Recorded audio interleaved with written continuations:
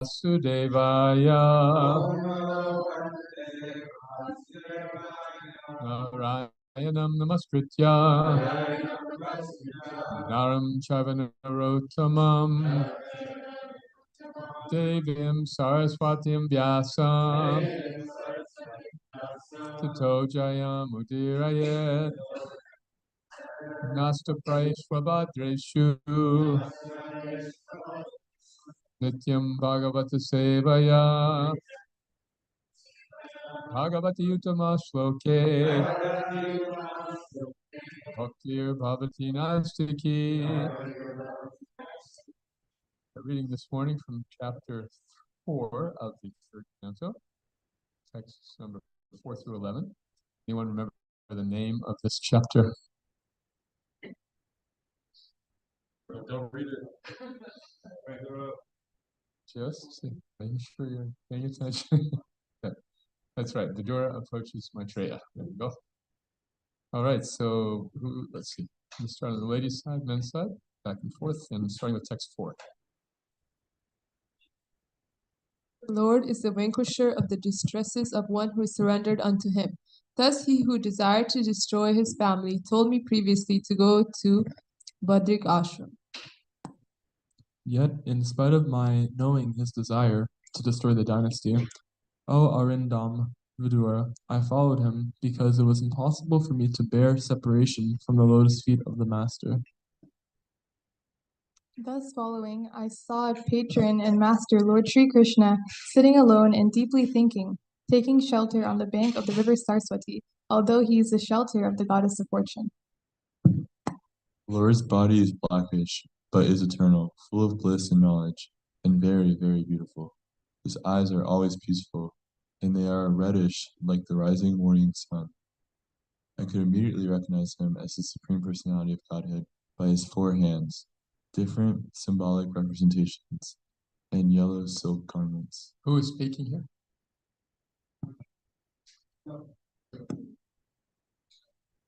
Uddhava. Right.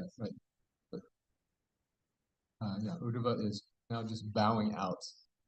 He has been talking with Vidura, and now he is turning the conversation over to Maitreya, just shortly ahead. So, and this conversation between Maitreya and Vidura continues through the rest of the third and fourth cantos, about 60 chapters. So this is that transition point. Uddhava is now describing this last darshan with Krishna before Krishna left this planet. And Uddhava comes in very prominently later in the 10th and especially the 11th canto. But we don't see a lot of him between now and then. So say goodbye. Text. The Lord was sitting, taking rest against a young banyan tree, with his right lotus foot on his left thigh. And although he had left all household comforts, he looked quite cheerful in that posture. At that time, after traveling in many parts of the world, Maitreya, a great devotee of the Lord and a friend and well-wisher of the great sage Krishna Dvaipayan Vyas, reached that spot out of his own perfect accord. Maitreya Muni was greatly attached to him, the Lord, and he was listening in a pleasing attitude, with his shoulder lowered, with a smile and a particular glance upon me. Having allowed me to rest, the Lord spoke as follows. Uddhava has come on Krishna after Krishna's family has all been wiped out. And then Maitreya happens to arrive just at the same time. O Vasu, I know from within your mind what you desired in the days in yore, when the Vasu and the other demigods responsible for expanding the universal affairs performed sacrifices. You are particularly desired to achieve my association. This is very difficult for others to obtain, but I award it unto you. So this is Krishna saying to Uddhava, who he addresses as Vasu. Okay? You wanted to be with me and wanted to see me, and here I am. This one, your present life is the last and the supermost, because in this term of life you have been awarded my ultimate favor. Now you can go to my transcendental abode, Vaikuntha, by leaving this universe of conditioned living entities. You visit to me in this lonely place because of your pure and unflinching devotional service is a great boon for you.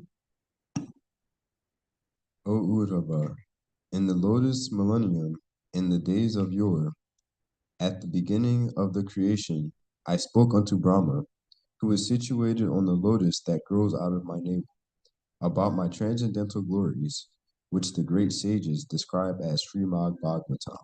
Okay, that's it for today. So back to verse 11, please. Shri Bhagavan Uvacha Vedaham antar manisi shitam te Dadami yatta duravapamanyai Satre pura vishvasrijam vasunam Matsiddhi kamena vasota yishta Vayishta Vedaham antar manisi shitam te Dadami yatta duravapamanyai Satre pura vishvasrijam vasunam Matsiddhi kamena vasota yishta Matsiddhi kamena vasota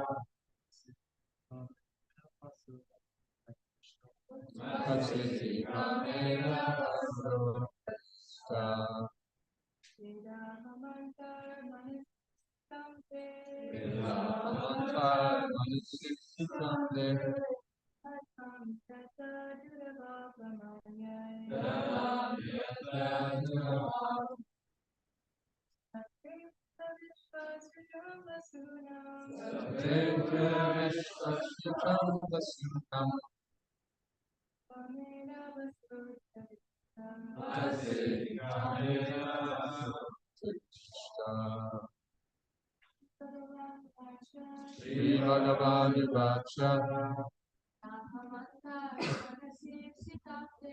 Vedahamantar Manisipsitam Te Vedami Yatta Durvapam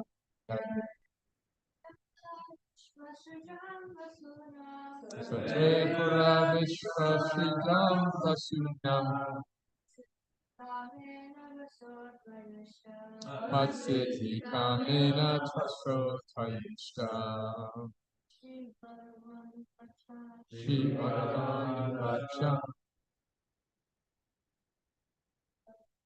Vedahamantar Manisipsitam Te Vedami Yatta Durvapam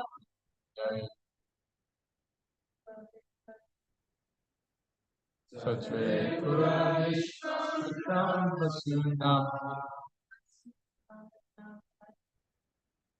Matsiddhi Kamena Vasotayishta Shri Bhagavan, let's see, Vacha, the personality of God has said.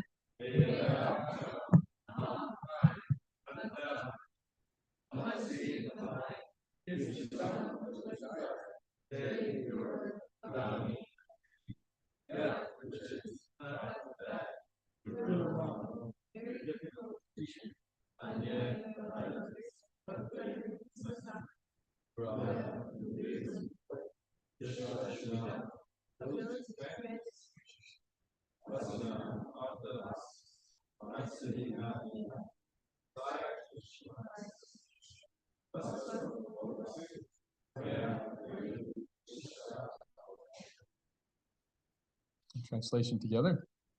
Oh, Vasu, I know from within your mind you desire days of yore, when the Vasus and other demigods responsible for expanding universal affairs form sacrifices. You particularly desire to achieve my association.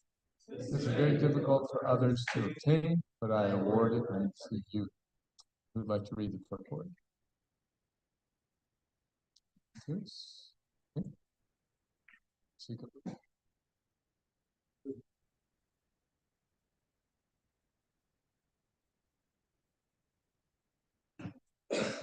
Uddhava is purport. Uddhava is one of the eternal associates of the Lord, and a plenary portion of Uddhava was one of the 8 Vasus in the days of yore. The 8 Vasus and the demigods in the upper planetary system, who are responsible for the management of the universal affairs, performed a sacrifice in the days of yore, desiring to fulfill their respective ultimate goals in life. At that time, an expansion of Uddhava, acting as one of the Vasus, desired to become an associate of the Lord.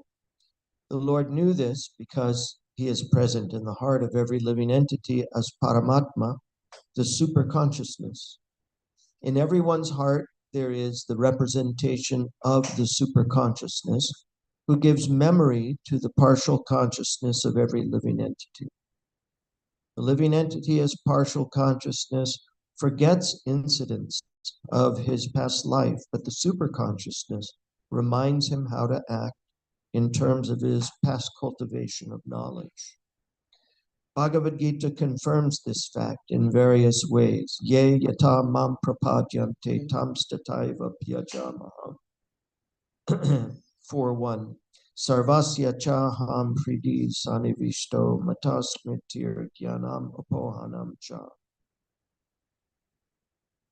Everyone is at liberty to desire as he likes, but the desire is fulfilled by the Supreme Lord. I'm sorry, can we stop there just a while? I want to back up. It's about the Vasus. The Vasus are a category of demigods. There are 8 of them, and they represent the 5 gross material elements: Bhumi, Apo, Nalo, Vayu, earth, water, air, fire, ether. And then the other 3 represent the sun, the moon, and the pole star. So these 8 demigods are amongst the associates of the Lord, who sometimes come to this planet at his request. Remember when the earth was overburdened by the weight of excess military phalanxes, and so she went to Lord Brahma, said, "Please help me." And Lord Brahma said, "What?" Anyone remember from the Krishna book? Chapter, first paragraph.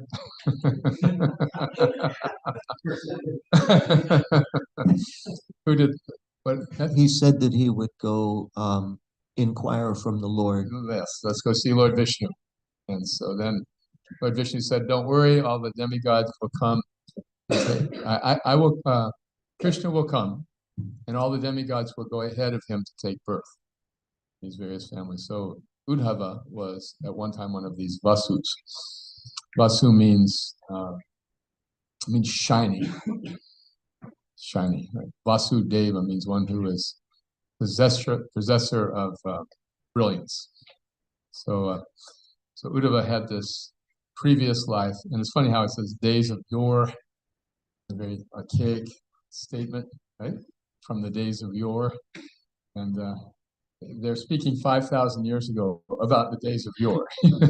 So it's like a picture. Somebody holds up a picture. This is an old picture. Well, every picture is an old picture. Every moment in time is past. So anyway, it's all relative. But this is just so you understand where this realization by the Lord is coming from. He's seeing Uddhava and said, "Oh, you were one of the Vasus, and you wanted to be amongst my associates. So now I'm giving you that boon." Does that ring a bell for anyone from chapter 2 of Bhagavad Gita? In the early part of the chapter, no, I'm sorry, chapter 4, where Arjuna asks a challenging question to Krishna at the beginning of the chapter. Krishna says, I've been teaching this ancient science of yoga for a long time. I taught it to the sun god, to which Arjuna says, how's it possible? Yeah, he's so much older than you. Yes, no, you know all these kings. And then at that particular point also he says, we both been through many births. Bahunime Yatitani. Yeah, I can remember all of them, but you cannot. So here Krishna is saying the same thing to Uddhava, essentially. That, yeah, I remember when you were a Vasu in some previous birth and wanted my association. So now you're getting it. Okay, please go ahead. Everyone is at liberty to desire as he likes, but the desire is fulfilled by the Supreme Lord. Everyone is independent to think or desire, but the fulfillment of one's desire depends on the supreme will. This law is expressed as man proposes, God disposes. In the days of yore, when the demigods and Vasus performed sacrifice, Uddhava, as one of the Vasus, desired to enter into the association of the Lord, which is very difficult for those busy in empiric philosophical speculation or fruitive activities. Such persons have practically no information of the facts about becoming an associate of the Lord. Only the pure devotees can know, by the mercy of the Lord, that the personal association of the Lord is the highest perfection life. The Lord assured Uddhava that he would fulfill his desire. It appears that when the Lord informed him by his indication to Uddhava, the great sage Maitreya finally became aware of the importance of entering into the association of the Lord. That last sentence is very significant here.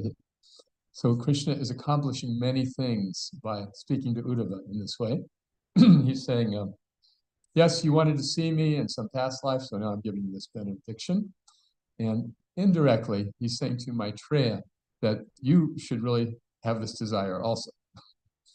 Maitreya is a jnani, a philosophical wise man.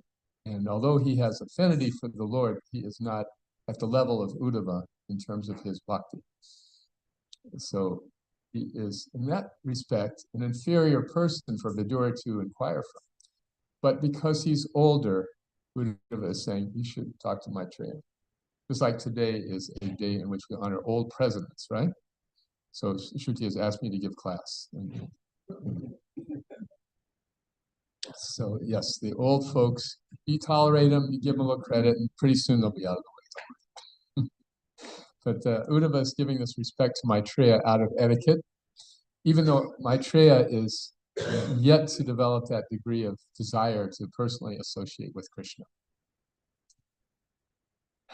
I remember the first time I heard the Hare Krishna mantra, or the first time I heard it regularly, was in George Harrison's song, My Sweet Lord. It came out when I was about 13 years old, 14 years old. And that song has, I'm sure most everyone's heard it, but it has the Hare Krishna mantra interspersed with Christian expressions of joy. And it was meant to just give this message that there's just one God, despite various ways of approaching it. It was very powerful. I had no idea what the mantra meant. I had no idea. I never heard it. But the song was really catchy. And the refrain was really, it resonated with me like anything. I really want to see you, Lord. I really want to be with you. I really want to see you, Lord, but it takes so long, my Lord. Remember this? It's beautiful prayer, actually. You know, so this is the desire Uddhava has that Maitreya doesn't quite have. Where his real goal is he just wants to be with Krishna, and so essentially Krishna is saying to Uddhava, now, okay, you are getting this benediction right now that you desire. So desire is very important, as Prabhupada writes here. Everyone is at liberty to desire as they like, but that desire is fulfilled by the Supreme Lord. So we don't have the power to fulfill our desires. That's Krishna's department. But we do have the ability to decide what desires are most important to us. Srila Prabhupada tells about a sweet shop in Calcutta. So the sweet shop makes ladus that are so good that they make everybody unhappy. You know why they make everybody unhappy? Because people who have tasted them are always hankering for another one. And people who haven't tasted them are always hankering to try one. So then he goes on to give this analogy. The sweet shop is like cyanide. Has anyone ever tasted cyanide? No, of course not, because as soon as you taste it, you die. But there are scientists who want to understand, what does cyanide taste like? So either they find out and die or they don't know. So both ways they're suffering for the desired. So, and then he goes on to complete the analogy with sex life. Sex life, if you don't have it, you're hankering for it. And if you had it, you're hankering for it. Either way, it brings you misery. It's like the sweet shop. That's so tasty that everybody suffers. So our desires are generally placed at that level. And this is the unfortunate condition of our existence in this world, that we are desiring things that are going to make us unhappy one way or the other. If we get them, we lose them. And if we don't have them, we want them. So material desires are always in this category of frustration. Therefore, the desire that Uddhava is expressing is so much more intelligent. It's a desire that isn't immediately fulfilled. Krishna says here, it's not easy to get to see. As George Harrison said, I really want to see you, but it takes so long. So that spiritual urge is innate in all of us. That we would like to see God, we like to understand God, we like to be with God, but we don't have enough interest to like stay awake in Bhagavatam class or, to chant desperately, Krishna, I really want to see you. Krishna, please, Krishna. Not many of us chant that kind of japa. Giriraj Maharaj tells a story when he was a new devotee. He was a very enthusiastic japa chanter, very enthusiastic. And he was battling his mind. One of the ways he'd battle his mind is to jump up when he said, Hare Krishna, jump up. Hare Krishna, Krishna, Krishna, Hare Hare Rama, Hare So he was on the first wave of devotees going to India. The devotees said, we're going from London to India, and they found some extremely economical seats on this certain airline. It's such and such Brothers Airline. And so they got on the plane. There were no seats.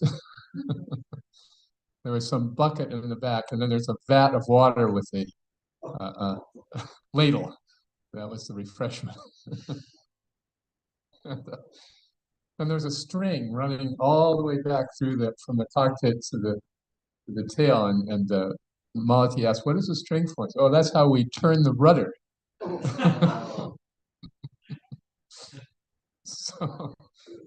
So they landed in Cairo, Egypt, en route, where there had just been a huge political upheaval when the president, Gamal Nasser, had died. And so everyone was on edge because there was a war going on the verge of taking place between Israel and the Arab countries. And so the devotees landed right at this tense moment in political history. And what do you think they did? Went parading out the plane. But before they got to Harinam, they were jumping, they were chanting. And of course, Giriraj Maharaj, impervious, oblivious to the circumstances, walking along with his feedback, Hare Krishna. And there were guards with guns. And the devotees saw that these guards, when he would jump up, they raise the barrels. And jump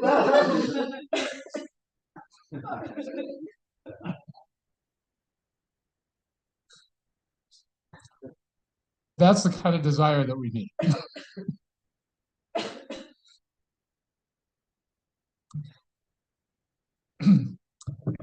how much do we desire to see Krishna? That's the question. How much do we desire to see Krishna? Well, Krishna reciprocates with that desire. Yayatamam prapadyante tam stitadma bhajamya. As they surrender to me, I reward them accordingly. And Krishna's he's very neutral. He's very equally disposed to everybody. Whatever we desire, he's happy to fulfill. Does anyone remember the verse in which this is explained? Chaitanya Charitamrita. Chaitanas Chaitananam Eko Bahunam Yovidhati Kamana. There are many conscious beings, but out of all of them, there's one chief. Excuse me, and the business of the chief is to fulfill the desires of all the others. So all of us are expansions of Krishna. We are parts and parcel of Krishna. Taken together, we do not equal Krishna, but we are expansions of Krishna. And so Krishna is in the business of filling the desires of his parts and parcels, whatever it may be. So our challenge is to decide what desires are actually going to bring us the greatest benefit. Bhaktivinoda Thakur, in one of his Sharanagati bhajans, just laments that I have never seen what actually brings me benefit. In a sense, because I've never asked for it. What actually brings me benefit is something I've yet not experienced in my entire life. So what brings us benefit? It's said that it's good to love values. It's good to love values. Like, what brings us benefit are good behavior or patience or tolerance or kindness. These are the things that satisfy us on the deepest level. So it's good to value those things, to love those things, love those values. It's even better to value love. If we have love, as the Beatles said, it's all you need. Perhaps the most spiritual line of any of their songs. That's true. If we have love, then all the good qualities manifest automatically. All the things that we would like to be, the best versions of ourselves, manifest.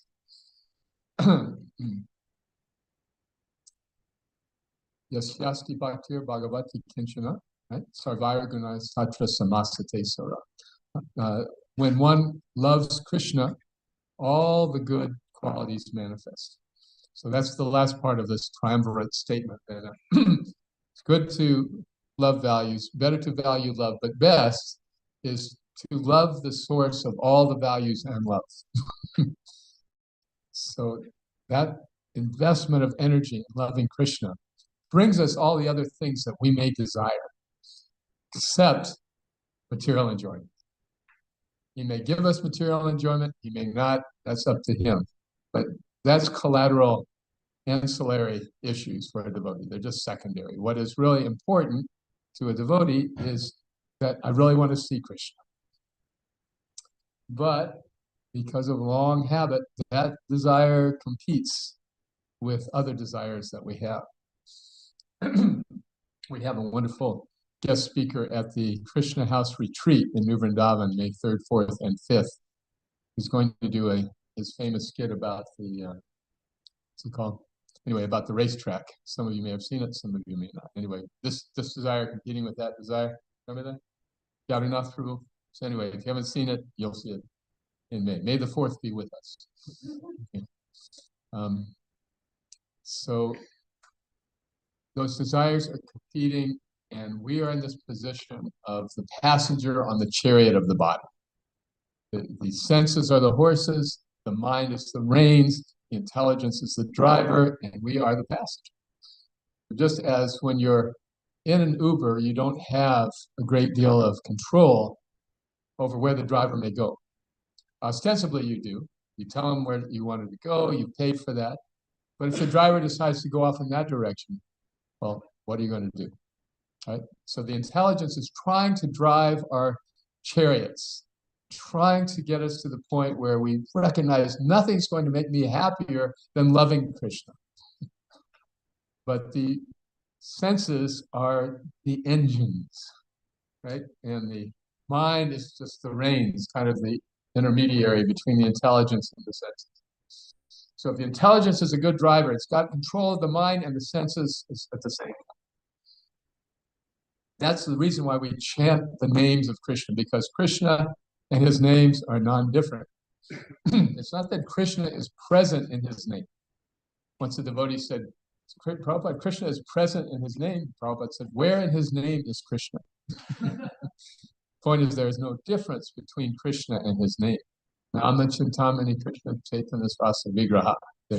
Purnashuddha Nityamukta. It's always pure and it's the source of liberation, just Krishna's name. Nothing else is needed. But as Narottam Das Thakur says, Goloka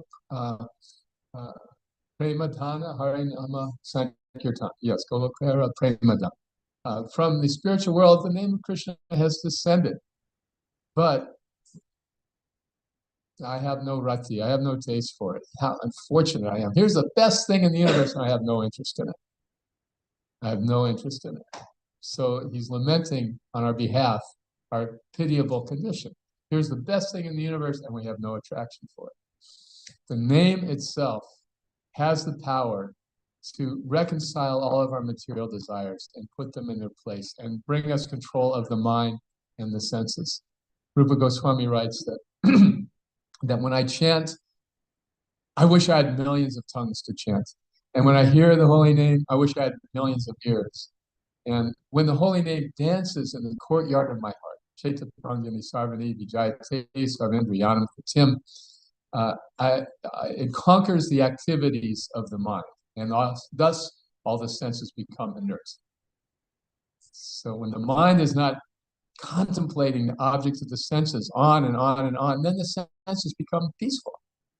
Whereas, like in the ladu shop, we try to satisfy them, we just want more, and so it just makes us miserable. In the Gita, Krishna says, "Bhogaishwarya prasaktanam mayayapi." So, vyavasyatmika buddhir, samadhana avadhiyate. Yes, the effort to enjoy the senses never brings us samadhi, it never brings us stability, peace of mind. And therefore, an intelligent person does not take delight in the sources of misery, which are the pleasures of the senses. This is such a tough message to get across at the University of Florida, isn't it? I mean, if we were telling people, hey, come on over, you can become God. You can realize your hidden godhood. Yeah, just meditate. We'll teach you how to meditate. And you will realize that you are so much greater than you thought you were. Or you were as great as you always thought you were, but nobody else seemed to recognize. No, we say, come here and you realize what a fool you've been. How you've been wasting your whole life up until this moment. Come on over, we'll tell you all about it.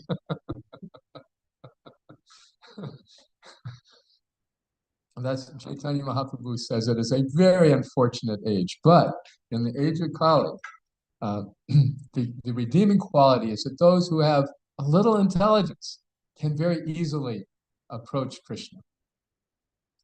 Once you get over the hump, it's not so difficult. It's not difficult at all, in fact. As Srila Prabhupada always used to say, right? What is the difficulty? You just chant, dance, and take prasadam. What is the difficulty? What is the difficulty? And the answer is, our minds are the difficulty. As Narottam Das is saying, here it is, Krishna's present, and I just have no taste. So the taste for Krishna consciousness is the reward, it's the salary, it's the pension of years spent practicing.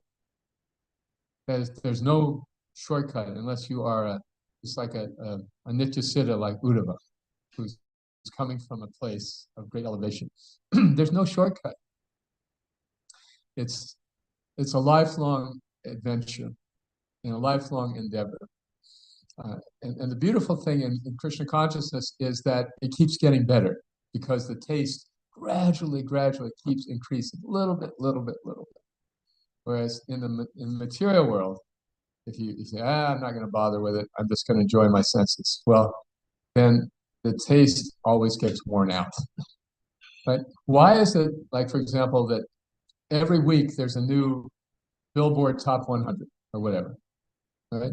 They still do that? The top song in America, why doesn't it stay the same if it's so good? Why is it always being replaced? Because it wears out. The interest is gone.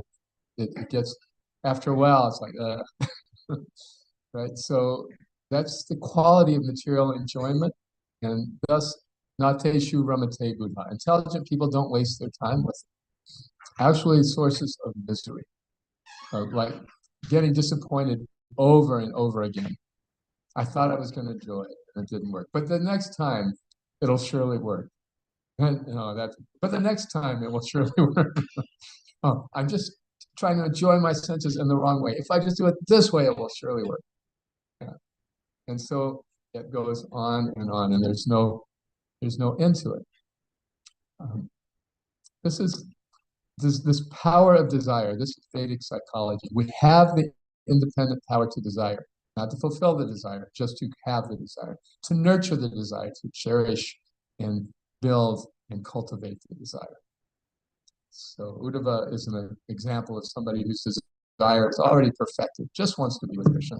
And Krishna, very kindly, he's fulfilling the desire. So any discussion on these points? Any reflections? Questions? Stephen? Hare Krishna Prabhu, thank you for class. So how exactly can we increase our desire? And you were saying that taste for Krishna consciousness comes as a reward for steadiness and commitment to the practice, but I guess still, it's a question I have. Is there a faster version? Yeah, taste comes when we go through difficulties and continue chanting anyway. And once we go through the difficult period, and we look back and say, well, okay, I did it. Chanting got me through that. Then that gives us that much more faith in the name. Bhaktivinoda Thakur writes about, he prays to be a cow in the herd of Krishna in Vrindavan. Just prays, let me be one of your cows. And as your cow, I will go to see at the bank of the Jamuna and see how you have swallowed the forest fire that was threatening us. I'll see how you have extracted the poison from the Jamuna so I could drink. And these things will increase my faith in you. So putting ourselves in a position where we can see Krishna acting. And that is the way we increase our taste and our dependency on Krishna. We tend to think of taste in a material sense, like, oh boy, this is fun. But taste for Krishna is more in a sense of security. Okay, I know that Krishna is going to take care of me. I trust Krishna. That was, if anything is different in ISKCON now than it was when Srila Prabhupada was physically present, to me, that's the one thing. That's the one thing that we always felt like Srila Prabhupada is there, and we can ask him any question, and he will answer any doubt.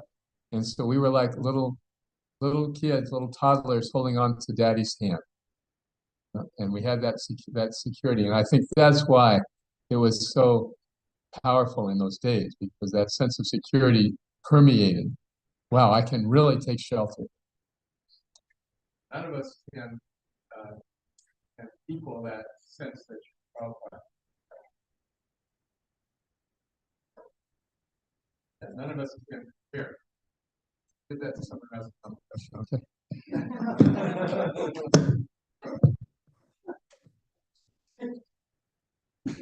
None of us can provide that degree of shelter that Srila Prabhupada could give.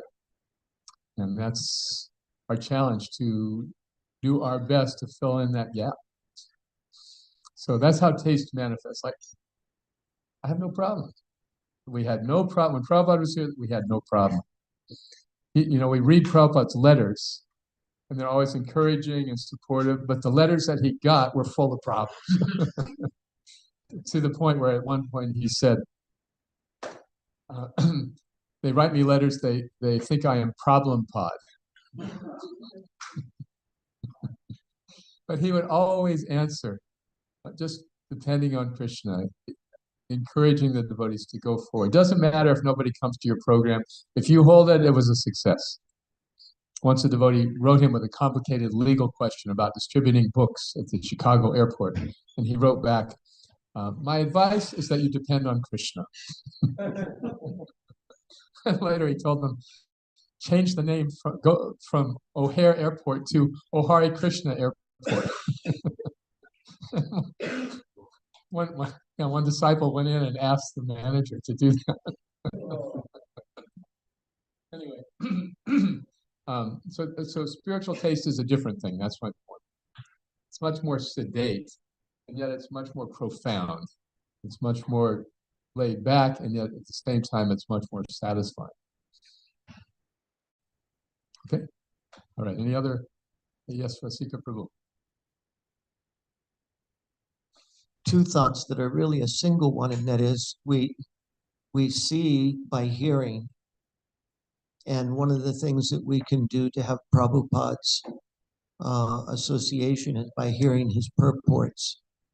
And his mercy and instruction flow to us in his progression of thought. And that seeing by hearing is a way to really increase our faith and hence desire. Nice. Thank you. It's just association. That was Uddhava's desire, and Krishna's giving. Advaita Prabhu. Thank you very much. In a way, you said Prabhupada's mercy was accessible early on when he was around, but in a way that same thing is still available through, serving of his mission and Yes. And what Rasika Prabhu just mentioned, associating with his Vani. And there in Guru Bandhana, it says the attachment to his lotus feet is something that would fulfill, it's the perfection that fulfills all of our desires. So that commitment to serve his mission, it's something that it's fulfilling. It will fulfill all of our desires. Nice. Very good. Yes, we don't. It's like what is it? Srila Prabhupada said, if you have $1 million, all your $100 problems are solved. Narottam Das also says one of the benefits of chanting is that all of our material desires become tuchavat. They become insignificant. What was so important to us now is insignificant, no longer a consequence. That's another example of taste. Our taste buds become refined. Thank you. All right, Amrita, did you have a comment? No. Yes, please. You were mentioning how in Japa we should have this intense desire to see Krishna.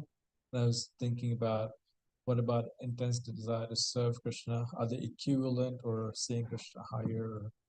Very good question. Serving and seeing Krishna are equally auspicious. And serving is more accessible. In the initial vision for ISKCON, Srila Prabhupada wrote about in India in the 40s or 50s. It was called the Gita Nagari prophecy. So he described the sadhana routine of the inmates of Gita Nagari, and they would, without going into detail, they spend most of their time chanting japa and attending classes and kirtans. And then when he started ISKCON, he said, all right, everyone chant 64 rounds. All right, 32 rounds. Okay, 16, but no less. So because of our passionate nature in the West, he recognized that we cannot peacefully sit and chant all day. So for us, service is the prescription. But what if I'm serving and I'm not seeing Krishna, or I'm not thinking of Krishna, I'm just doing my service because I'm afraid of Govinda or Adisham or Shruti or whomever is going to get on my case here? I would say Nanda, but she's gone. But no, Prabhupada said that you cannot serve somebody without thinking. So that's the beauty of service, that whether our consciousness is tuned in or not, we're connected with Krishna. Okay. Anything else?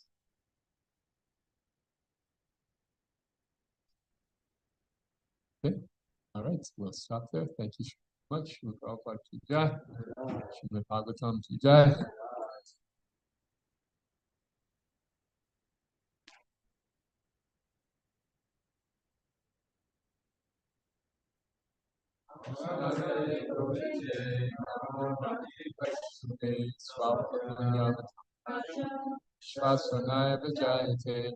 Fortunate persons develop faith in Mahaprasadam, spiritual remembrance of the Lord. The deity of Sri Govinda, personality of God, transcendental Krishna,